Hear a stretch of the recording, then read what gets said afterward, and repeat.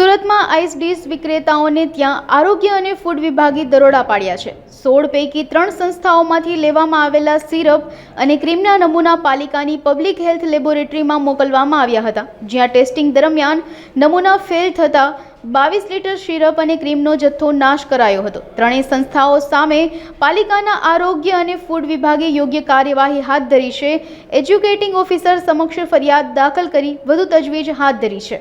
Deputy commissioner health and hospital અને આરોગ્ય અધિકારી શ્રીની માર્ગદર્શન હેઠળ સીધી સૂચના હેઠળ સુરત શહેર વિસ્તારમાં ઉનાળાની સિઝનમાં આઈસ ડીશના નામે જે વેચાણ થતું હોય છે, અલગ અલગ ઝોનમાં અલગ અલગ ટીમ બનાવી તે સંસ્થાઓની ફૂડ સેફ્ટી ઓફિસરો દ્વારા તપાસ કરવામાં આવેલી હતી અને ત્યાંથી 16 સંસ્થાઓમાંથી 23 નમૂના લેવામાં આવેલા હતા।